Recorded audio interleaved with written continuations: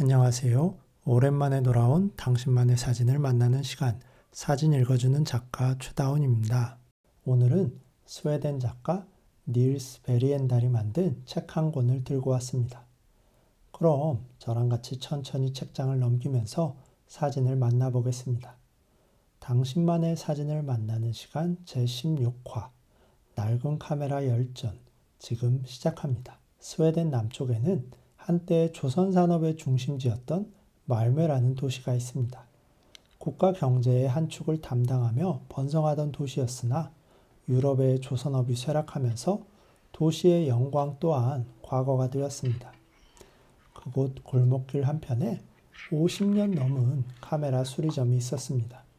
수리점 주인 크리스터 안데르손은 15살부터 도제 생활을 시작해 반세기 넘게 셀 수 없는 카메라를 고친 장인이었죠. 하지만 이토록 유서 깊은 수리점도 시대의 변화를 이길 수는 없었습니다. 낡은 필름 카메라를 고치러 오는 손님도 가족이 썼던 오래된 카메라를 다시 살려보겠다고 찾아오는 손님도 점점 줄어들었습니다. 자연스레 안데르손의 수리점 또한 말메가 맞이했던 운명처럼 문을 닫게 되었죠. 작가 베리엔달은 안데르손의 수리점에서 처분을 기다리던 고물 카메라 더미의 눈길이 갔습니다. 장인이 은퇴하고 가게가 문을 닫으면 고장난 카메라들은 고철로 폐기 처분될 예정이었죠. 그런데 작가는 조금 다르게 생각했습니다. 그저 고철 더미로 보이는 잔해지만 무언가 발견할 수 있으리라고 믿었습니다. 카메라 더미를 집으로 들고 온 그는 작가의 표현을 그대로 빌리자면 카메라 고고학 조사를 했습니다. 고장난 카메라 백과사전, 이런 부제를 붙인 책 애프터 익스포저는 2021년 킥스타터 펀딩을 거쳐 정식 출간됐습니다. 작가가 시행한 고고학 조사의 결과물을 200쪽짜리 책으로 엮었습니다. 베리엔달은 잔해더미에서 한 점 한 점 꺼내 올린 카메라에게 자기 이야기를 찾아주었습니다.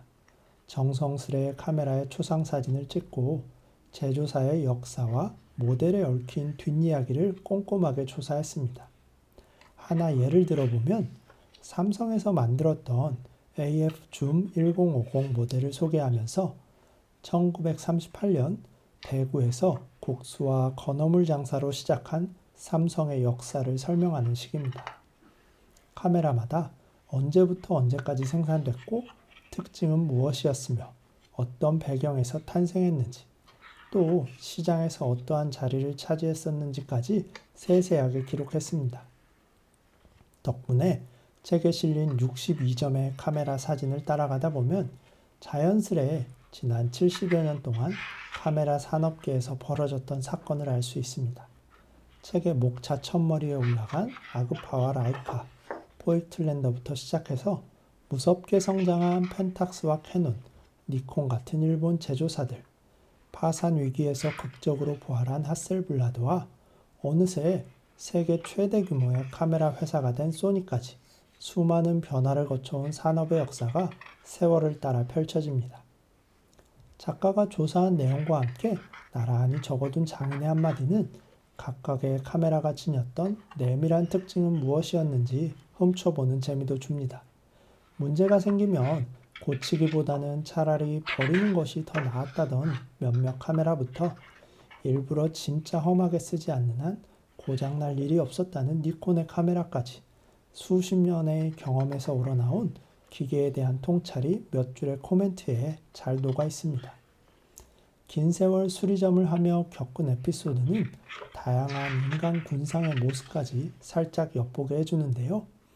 물에 빠져서 수리가 불가능하다는 판정을 받고 보험사로부터 새 자이스 이콘 카메라를 보상받은 한 손님은 안데르손에게 위스키 한 병을 선물했다고 합니다. 그런데 반대로 보험금을 노리고 누가 봐도 일부러 고장낸 카메라를 들고 온 손님도 있었다고 하네요. 일본 만화 카우보이 비밥 시리즈는 제가 개인적으로 꼽는 명작입니다.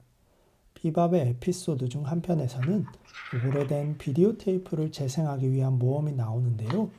두 주인공 스파이크와 제트는 우주 방방곡곡을 뒤져 비디오 테이프 플레이어를 찾으려 합니다.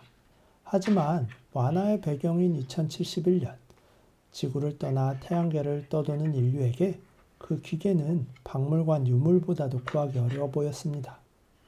그래도 어찌저찌 어렵게 플레이어를 찾았지만 그렇게 쉽게 모험이 끝날 리 없겠죠. 테이프의 재생 방식이 VHS가 아닌 베타라서 두 주인공은 비디오 내용을 확인하는 데 실패합니다. 만들어진 지 짧게는 10년에서 20년, 길게는 5, 60년이 넘은 낡은 카메라 또한 언젠가 비디오 테이프와 비슷한 길을 걷게 될지도 모릅니다. 오래된 카메라를 쓰는 사람도 또 그것을 고칠 수 있는 사람도 모두 사라지고 나면 어떻게 될까요? 아마도 박물관 한편에서 100년 전의 기계 유물이라는 이름표를 달고 유리 진열장 안으로 들어가게 될 것 같습니다. 책장을 넘기며 카메라를 만나보세요. 바디에는 곰팡이가 피었고 스킨에는 손때의 흔적이 갈색으로 남았습니다. 가죽 스트랩은 끊어져 있고 금속 셔터날에는 녹이 슬었습니다. 미러는 깨져버려서 더 이상 세상을 비춰줄 수 없습니다. 세월이 흐르면서 부서진 카메라 안에서 튀어나오는 부품도 바뀝니다. 전자회로 기판이 덜렁덜렁 매달려 있고 색색의 전선이 복잡하게 이어집니다. 작은 똑딱이 카메라는 바디 전체가 기판으로 둘러싸여 있습니다. 이 카메라들 중에 살아있는 건 단 하나도 없습니다.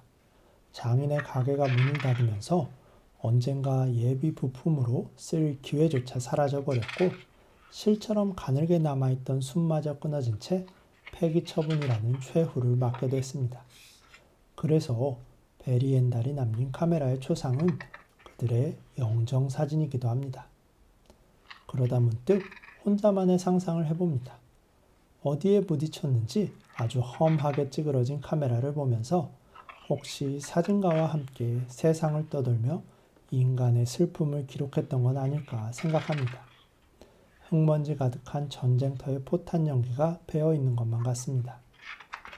비록 폐기물 신세가 됐지만 여전히 영롱한 빛을 반사하는 렌즈도 바라봅니다.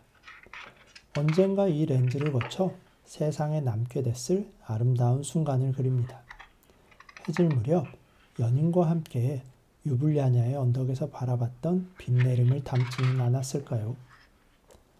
렌즈가 떨어져 나간 카메라 중앙의 검은 심연이 블랙홀처럼 시선을 빨아들입니다. 있어야 할 것이 없어진 자리에 남은 건 어둠뿐이지만 그 어둠을 밝혔을 수많은 찰나를 멋대로 상상합니다. 고장난 카메라에 스며있던 시간의 기억이 조금씩 흘러나와 제게로 오는 듯합니다. 비 오듯 땀을 흘리며 커리어 마지막 무대를 열정적으로 끝낸 노배우가 다시 한번 무대로 올라갑니다. 작은 극장을 가득 채운 관객들은 우레와 같은 기립박수와 키스를 보내며 무대가 터질 듯한 커튼콜로 노배우의 마지막을 배웅하죠. 오늘 만난 카메라의 초상은 화려했던 생애를 마무리하고 역사의 뒤편으로 퇴장하기 전 그들이 마지막으로 올라선 커튼콜 무대입니다. 자신이 맡았던 가장 중요한 역할, 노광을 충실하게 끝마친 기계에게 남은 건 고철이 되는 것뿐입니다. 잠시 이야기의 처음으로 돌아가 볼까요? 한때 쇠락한 도시로 불렸던 스웨덴의 말메는 더 이상 과거에 머물러 있지 않습니다. 다양한 개발 프로젝트를 통해 적극적으로 신재생 에너지 산업을 육성하고 여러 기업과 학교를 유치하여 이제는 지속 가능한 도시 모델의 상징이 되었습니다. 유럽을 넘어 세계 여러 나라의 주목을 받고 있죠. 어쩌면 말매처럼 낡은 카메라 또한 시대를 넘어 질긴 생명력을 이어가게 될 수 있을까요? 몇 해 전부터 불어온 레트로 열풍은 새로운 필름 카메라 매니아를 만들어냈고 코닥은 파산했지만 소규모 생산자들이 독특한 필름을 출시하며 시장을 이어가고 있습니다. 저도 몇 년 동안 미뤄두었던 자가 현상을 얼마 전에 다시 시작했습니다. 물론 예전 같은 영광의 시대가 다시 찾아오지는 않겠지요. 다만 의미 있는 규모의 생산과 소비 활동이 이어진다면 필름과 낡은 카메라 또한 박물관 유물이 아니라 일상이 될 수도 있지 않을까 조심스레 꿈꿔봅니다. 오늘 이야기 어떠셨나요? 부디 여러분의 마음에 잘 전해졌길 바라며 당신만의 사진을 만나는 시간 16화 낡은 카메라 열전 마치겠습니다.